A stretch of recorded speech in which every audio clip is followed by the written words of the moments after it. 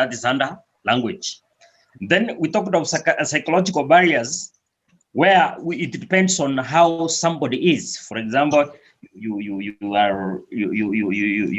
have something disturbing you in the system, so you cannot understand. You have issues to do with the person who is talking, you know, something going on in your mind. Those are psychological barriers. Then we talked of physical barriers like the noise. For example, when I'm teaching, maybe there could be some noise from outside. They can easily interfere with what I'm teaching. Then there are socio-cultural barriers. I'm not going to mention all of them. I'm doing a quick review of chapter 1. Then we talked of types of communication as another subtopic. We said we have different types of communication. We have interpersonal communication. We have intrapersonal communication. We have small communication. We have public communication. And we also have mass communication. So we looked at all those. Then we looked at the channels of communication. We talked what a channel is. He said we have the channels. We have like verbal communication. We have non-verbal communication. We looked at all of them. Visual communication. We looked at all of them. So for today, we'll also look at ethics and etiquette in communication. So for today, we want to move to the second topic. We want to move to the second. For those who have joined, if you want to talk, please, you unmute yourself. I will unmute everybody because there are some who don't know how to use the unmuting and the muting. So I'll mute everybody. But if you have a question or if you don't hear me, please, I will admit one to unmute himself or herself so that he can raise a point. So for today, we want to look at the second topic of our course, and that is study skills. We want to look at the study skills. We want to look at the study skills for those who have already joined in. Study skills, S-T-U-D-Y, study skills. Study skills. Study skills. Okay, let me start by looking at what studying is. So studying can be defined as selecting information from the reading that you have done. Studying is selecting information from the reading that you have done. Or you can define it this way, yeah? It is the process that you use to understand, the process that you use to understand, comma, remember and recall information. The process that you use to understand, remember and recall information. That whole process is what we are calling now study skills. That process you use to understand, remember, and recall information. That is what the studying is. The process you use to understand, remember, and recall information. Remember I said earlier that it is how you select information from the reading that you have done.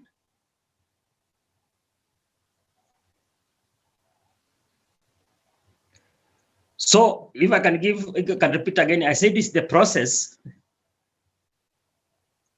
we use to understand, remember, and recall information.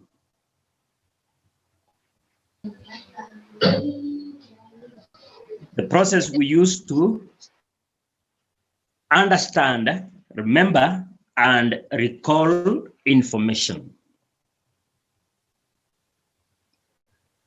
So as you read, but the way you should be able to organize the information that you are reading efficiently, so that in the future you can be able to remember what you've read. So that process of selecting information so that you can understand, you can remember, and recall in future is what we are calling studying. So in studying, you know, some actually, you know, studying is actually an academic process. It is an academic process. So let me look at some of the things you need to do, because we are doing studying within an academic environment. I'm not talking of the things that you can do like when you are reading a newspaper, nobody's going to test you. I'm talking of studying in an academic environment, like now university, you've already joined. So as you have joined, of course, you'll have to sit down and be serious, because now this is an academic environment, because you'll be tested later, whatever you have studied. So before you start studying, there are some things you need to do. I'm going to mention some of those things that you need to do before you start studying. It could be in high school or at university. The first thing you need to do is budgeting your time.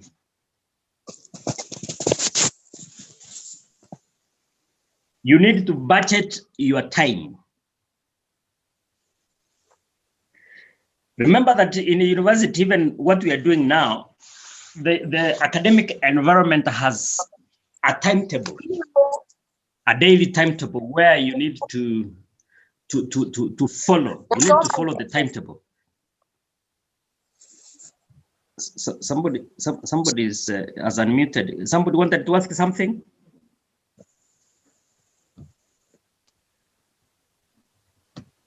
Unless you want to ask something, you unmute yourself and say, "Excuse me, sir," and then I can go back. I've started by defining what studying is. I've said it is the process that you use to understand, remember, and recall information. Then I said that before you start studying, there are some things that you need to do. And the first thing I've talked about, the first thing you need to do is to budget your time. I've said at the university level, we have the timetable. So if we have the timetable, you don't budget your time well, you might end up not attending some other lessons, or you might end up not doing some other things. Everything at the university has got the timetable, which you will have to follow. And budgeting your time appropriately, you need to do the following. If you need to budget your time well, you need to do the following. Number one, you need to budget time for lectures. Budget your time for lectures as per the timetable. Budget your time for lectures as per the timetable. That's number A when it comes to budgeting your time. Number B, budget your time for private or personal study. You need to do that. You need to organize your time for personal or private study. Number C, you need to budget your time for leisure. You know, you also need leisure, like you need time for sports so that you can build your your body. So about budgeting time, I've mentioned 3 things. You budget your time for lectures, you budget your time for private or personal study, and also you need to budget your time for leisure, such as sports. Those are the 3 things. So because I've said that, you need to understand when you are, some students, they understand well, maybe deep in the night when everybody else is asleep, is very quiet. Some can read even when others are making noise. So you need to understand yourself as you budget your time at the university environment. You need to understand yourself. When are you good at understanding things? When are you good at reading? Do you read very early in the morning? Do you read very late in the night? Do you read during the day? So you need to budget your time by taking care of you yourself. Don't copy what your friend is doing. We have got the personal differences. You should know the type of person you are. This is now university. You need to study according to your own, the way you understand best. Don't do things, don't read late into the night, then the following day you are unable to wake up because your friend does that. Budget your time according to the way you are. So if time goes out, if you are time gets up, we are caught up with time. You sign in using the same password. So I can see we have around 10 minutes. Some are joining now. So you need to you come back again immediately after. So I'm budgeting your time. And let me say something. When you are making your own personal timetable, you need to take into consideration of the following things. When you are making your own personal timetable, you're making your own personal timetable, you need to take care of the following. You need to put in mind the following factors. Number 1, you have to look at the workload. You have to look at the workload. What are you supposed to do? How many units are you studying? So you have to look at the workload. When you are making your personal timetable, you need to understand, or you need to take care, or you need to take in mind the following factors. Number 1, we have said you have to look at the workload. Workload is how much work do you have to do. Number 2, you need to look at the time available. Because you are making your own personal timetable, you need to look at the time available. You look at the lecture time, you look at the leisure time, you look at the break time, recreation, meals, etc. So you need to take care of all those things that you're supposed to do. Then you can factor in now your own timetable, your own personal study timetable. Then number 3, you also need to look at, or number 3, you also need to look at your priorities. What are your priorities? Everybody, some people like maybe going to church, they are Christians. Some, they like football. They like football. Some, they study more than these other things. So you need to take care of your priorities. That's another factor. The fourth factor is you need to take into account of the resources available. Resources available, I mean things like books. For example, you want to go to the field and play football, but you can't play because you can't be among the players. So it becomes, you look at the resources that you have as you prepare your personal timetable for studying. Personal study timetable. I've mentioned 4 things that you need to take care of. 4 factors that you need to take care of. Number 1, I've talked of the workload. Number 2, I've talked of the time available. Number 3, I've talked of the priorities.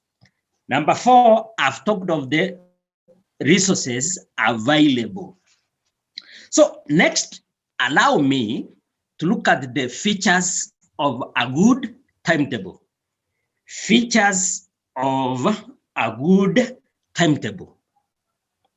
So a good timetable should have the following characteristics. A good timetable should have the following features or characteristics. Number 1, number A, it should have all the activities of the day of that week. You should have all the activities of the day of that week.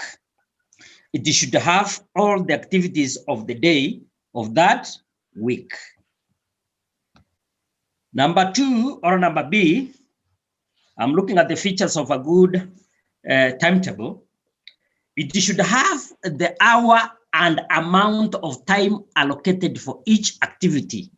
It should have the hour or the minutes and the amount of time allocated for each activity. It should have the hour and the amount of time allocated for each activity. That is number 2, features of a good timetable. Number C, it should have breaks. It should have breaks. It should have breaks.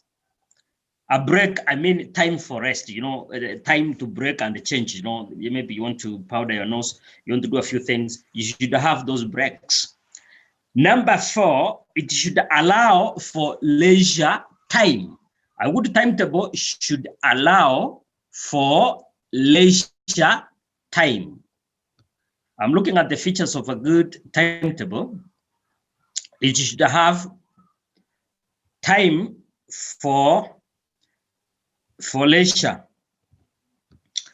It should have time for leisure, or it should allow leisure time. The next point is that it should have courses and the units you are studying as a student. It should have courses and the units that you are studying. Then finally, it should be flexible. It should be flexible. It should allow for unexpected schedule. You know, your study timetable should it should be flexible. I mean, should not be permanent. Sometimes things can come up, or maybe the principal wants to address you. Maybe you need to, something has come up. So it should allow for unexpected schedule.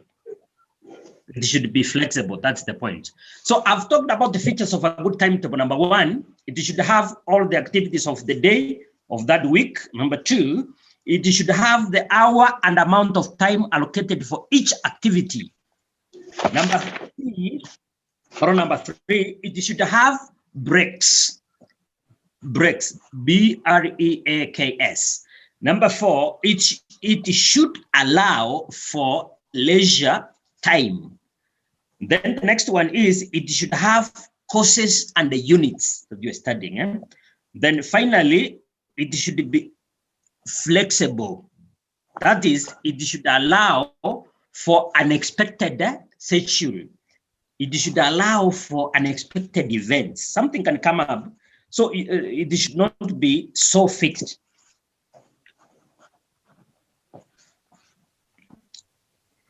So as you organize for your timetable, you should make sure that you should give more time to studying than these other things like leisure and what have you. You give more time to studying than that. Is I'm cautioning you as new scholars. You know, we are going to train you to be scholars. Don't allocate more time to meeting friends, leisure, and such like things, you forget the main thing that has brought you to university.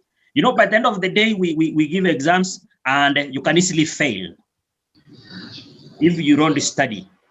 If you don't study, you will fail, and by the end of the day, you be blamed for at home. You be blamed for what has happened.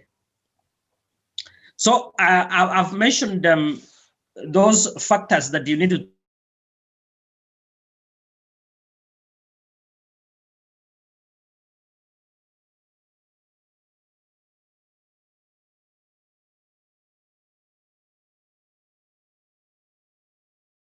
physically fit. You have to ensure that you are physically fit. You know, you cannot study if you are not fit. Number B, if you have to eat and sleep well. You have to ensure that. Of course, you cannot study if you have not eaten. You cannot study if you have not slept well. Sleep actually makes you to regain. You have to be physically fit. You have to eat well. You have to sleep well. You have to allocate time so that you sleep well, so that you can relax, so that your minds, if you've done a lot, your body can regain. You know, when you sleep, your body regains the energy that you have. You can also become fresh as you read next. Then, as you prepare to study, make sure you take a break of about, some can take about 10, 15 minutes.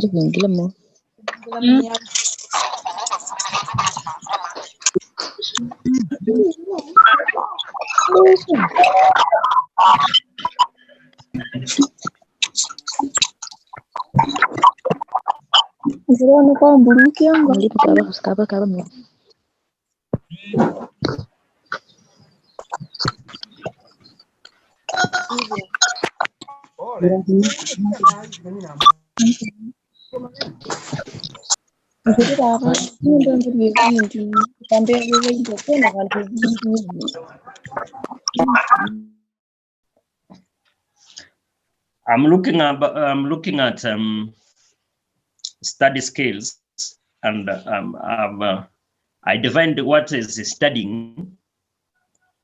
Then, you know, we are looking at studying at an academic environment, not just studying. I've said that I've tried to speak of one thing that you need to do about the studying. You need to budget your time, and I've been looking at budgeting your time. I'm done. Then I was looking at making a timetable for studying. I've discussed the features of a good timetable.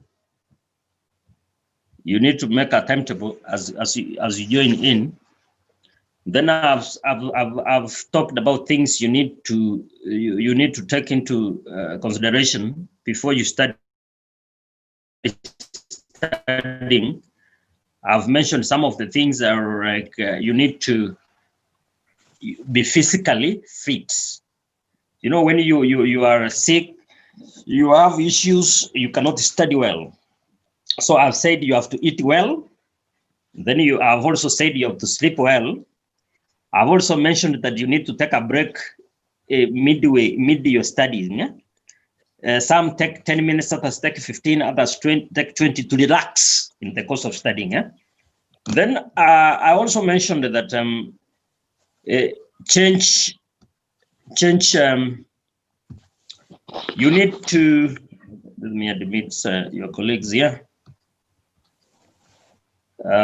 You need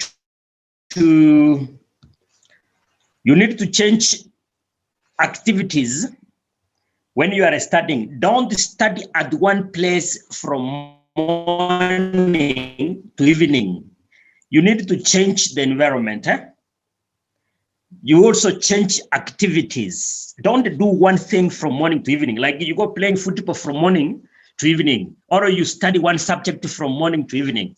You need to change your studies, because at one time you will get bored. So it's good you vary your activities. Don't study only one subject or do one activity the whole day. You need to vary them, because at one time you will be bored. Then lastly, you need to train yourself to concentrate on material, whether it is interesting or not. You have to train yourself. You know, there are some subjects maybe you don't feel like studying. Some of you may not feel like studying communication skills, maybe because it is not interesting.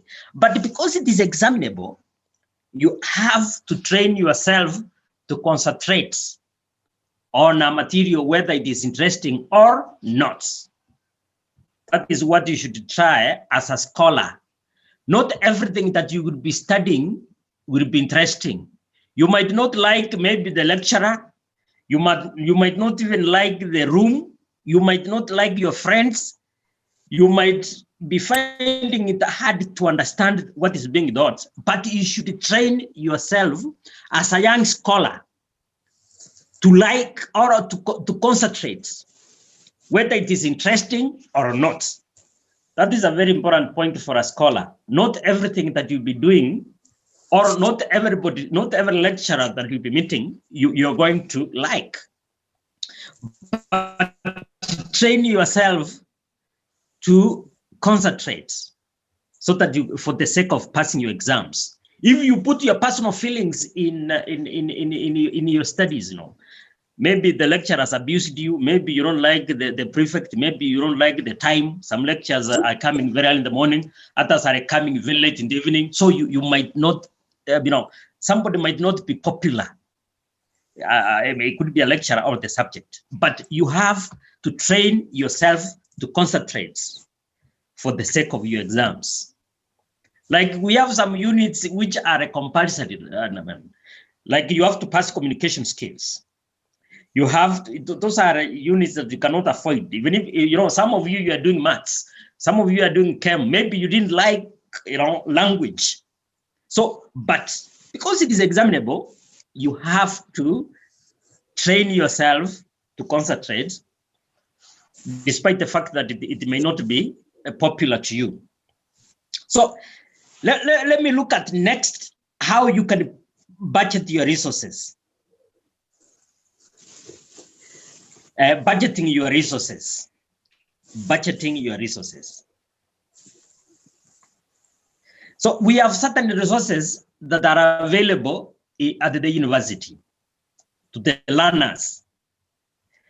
When you come to university for face-to-face learning, these are the resources that will be available. These may be all of the resources or part of them. The resources we have at the university, for example, at Kafuko, when you come to Kaimo's Friends University College, you could find a bookshop. There'll be a bookshop where you'll be buying books. And if there is no bookshop, maybe there will be a place where you can buy books. That is one of the resources that you will get. Another resource that will be available at the university is the library for getting information. You get the library where you'll be going to study. You know, a library, we have got the e-library where you can log in and you can download books from your laptop. Or you can physically visit the library and borrow books. That's the library. At the university, you could also meet, or you could also be attending lectures.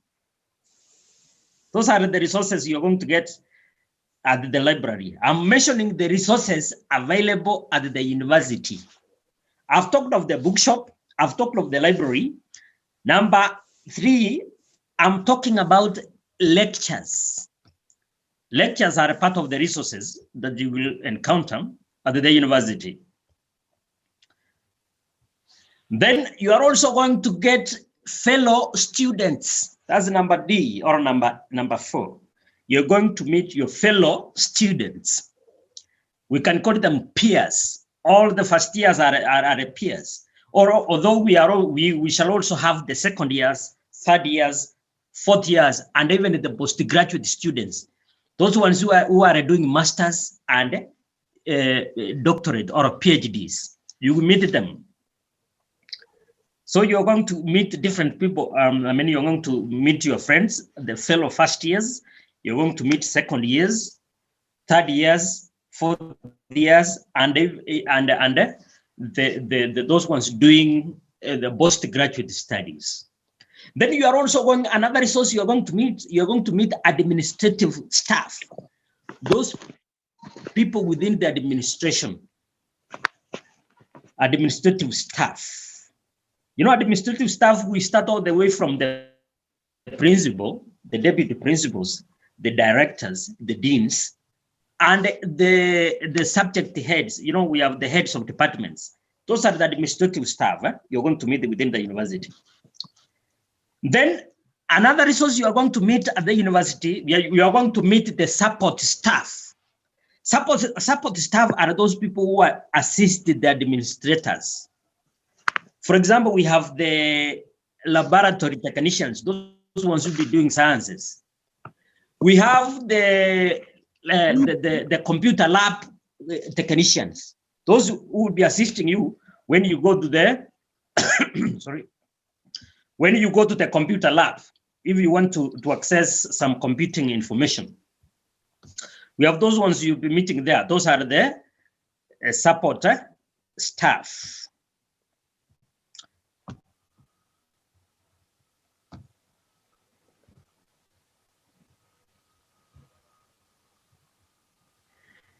You are also going to meet, apart from the support staff are also the workers. The support staff are also the workers. You are going to meet people like the watchmen are going to be there. Those are part of the support staff. You could be having issues, so that you go to them, you ask them, they will help you. Those are the resources you're going to meet, among other things. I may not mention all of them, but those are the resources you're going to encounter at the library, at the university, when we open for the face-to-face learning. I've talked of the bookshop, the library, the lectures, fellow students, administrative staff, and then finally we have talked of the support staff. Yeah. Support staff. Let me try to mute somebody. There is some noise at the background. So those are the resources you're going to meet at the university. And because of all those, so you will get yourself where your problem could be, and you look for the right resource so that you can be helped. And for you to live comfortably or be a good scholar, you need to remember those. Each will solve for example, if you have an issue with, you've been given an assignment and you don't have books, you can go to the bookshop and buy if you have money, or you can go to the library. You can also ask lecture, you can attend lectures, you get information there, you can interact with your lecturers. You can also interact with your fellow students. In case you have an administrative issue, you go to the administrative staff as a scholar, as a young scholar. You can also go to the support staff if you have a certain issue. So you take care. Communication skills actually is very important because we teach you all those things, what you're supposed to do when you come for a face-to-face, when you reopen a university for face-to-face teaching.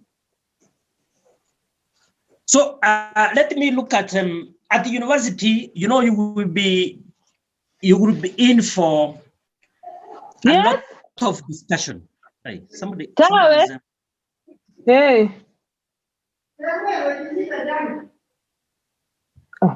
Some noise underground. Let me try to mute these fellows. All right. I'm saying in the university, the core business actually at the university is academic discourse. The core business at the university is academic discourse, is learning. You've come there solely to learn. And learning, you'll be involved in academic discourses. An academic discourse is an academic discussion. A discourse is a discussion. Academic discourse is an academic discussion. Discourse is D-I-S-C-O-U-R-S-E. So you've been involved in so many academic discourses. And academic discourses could take the following forms. Academic discussion could take the following forms. Number one, they could be in form of group discussions. I'm discussing the different academic discourses that a student will be involved in at the university. Number one, I've talked of academic discussions. That is the first thing. The first thing I've said is group discussions. You'll be involved in group discussion. Number two, you could have tutorial sessions. I'm talking of the different academic discourses that as a student you will be involved in at the university. Number one is group discussions. Number two, tutorial sessions. Tutorial sessions. T-U-T-O-R-I-A-L. Tutorial sessions. Number C, you will be involved in seminars. You will be involved in academic seminars. You will be involved in academic seminars. Then number four, you will be involved in conferences. Number five, you will be involved in class presentations. Then finally, you will also be involved in research. Research seminars and defenses. A defense is when somebody has done a research, he comes back or she comes back to report what he has done. So academic discourses you'll be involved throughout your life at the university. I've mentioned them. Group discussions, tutorial sessions, seminars, conferences, class presentations, and research defenses. I will talk about them later in detail in the course of this topic. I'm looking at study skills. So those are the things, those are the academic seminars that you've been involved in as a student or as a young scholar at the university. So let us look at the second subtopic, part of study skills. The second subtopic is listening skills and note-taking. Those ones who have joined in, I'm talking about the listening skills and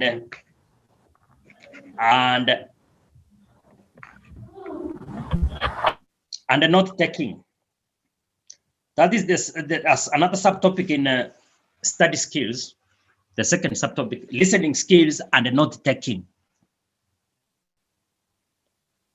So let's start by looking at what is okay, when do we take down notes? Okay, we take notes during lectures, tutorials, seminars, and even conferences. Like for now, you are taking notes. You are taking notes. Because I'm teaching, I'm speaking, and you're listening, you're taking notes. So during lectures, you need to take notes as you listen to the lecture. There are several reasons for taking notes. Let me look at why we take notes. Why do we take notes? As scholars, as young scholars, why should we take notes? Number one, we take notes to revise when preparing for examination. We take notes to revise when preparing for examination. We take notes to revise when preparing for examination. We take notes. We take notes to revise when preparing for examination. Number two, we take notes so that we may recall or remember what was discussed during the lecture. We take notes to recall or remember what was discussed during the lecture. Then number three, we take notes as reference for further and deeper reading on the topic. We take notes as a reference for further and deeper reading on the topic. So I'm giving reasons as to why we make notes. I will repeat what I've already said. I have said I'm giving reasons as to why we take notes. You know, we take notes during lectures, tutorials, seminars, and conferences. Like now I'm giving you a lecture and you're taking down notes. So why do we take notes? Number one, I've said to revise when preparing for examination. Number two, to recall or remember what was discussed during the lecture. Number three, as a reference for further and deeper reading on the topic. As reference for further and deeper reading on the topic. Then number four, if it is not clear, if what you are being taught is not clear, the writer can refer to the notes and make better ones. If what you are not being, if what you are being taught or what you are listening to is not clear, the writer can refer to the notes. The writer can refer to the notes and make better ones. The writer can refer to the notes and make better ones.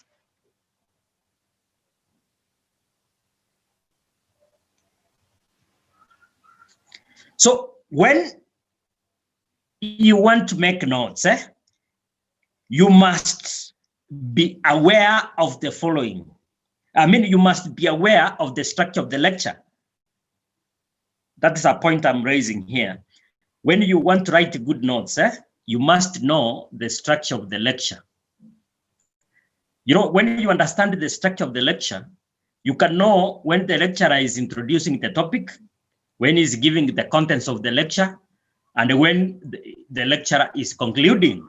That's what I mean. So you need to know, for you to be a good in making notes, you have to understand the introduction of the topic. You have to know when the lecturer is giving the contents of the lecture, and you have to know when the lecturer is concluding.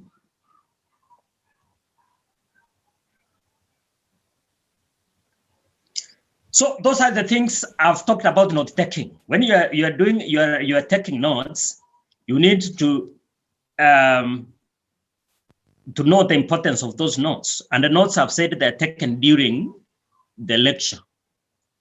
So allow me to talk about the features of good notes, characteristics of good notes, or what the notes should have, what good lecture notes should have. I'm talking about the good features of good notes. Number one, the notes should have heading and subheadings. I'm looking at the features of good notes. Number one, good notes should have heading and subheadings. That is number one. Number two, good notes should have paragraphs. Number three, good notes should have a numbering system. Good notes should have a numbering system. So if you should have those numbering, as I'm giving, you should have the numbering. I'm sorry that there are some echoes there, and I said if you don't get me, you unmute yourself. Then you talk. I'm looking at study skills. I've looked at what notes are. Then I'm now at a point where I'm discussing the features of good notes, or what good notes should have. Number one, I've said good notes should have heading and subheadings. Number two, good notes should have paragraphs. Number three, good notes should have a numbering system. Number four, good notes should have highlighting important points. It should have highlighting important points. Then number five, good notes should have topic, sentence, and supporting evidence. Topic, sentence, and supporting evidence. It should have topic, sentence, and supporting evidence. That is number four.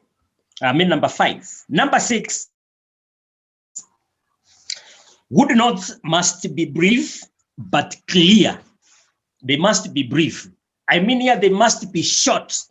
You don't write everything that the lecturer says. This is not a high school where we give notes, but you listen to what the lecturer says and you summarize. Notes actually are a summary of what is being taught. So they should be brief or short but clear. Then the next point is that good notes must be easy to recall when needed. Good notes should be easy to recall. To recall is to remember when needed. Then the next point is that the good notes should use abbreviations where possible.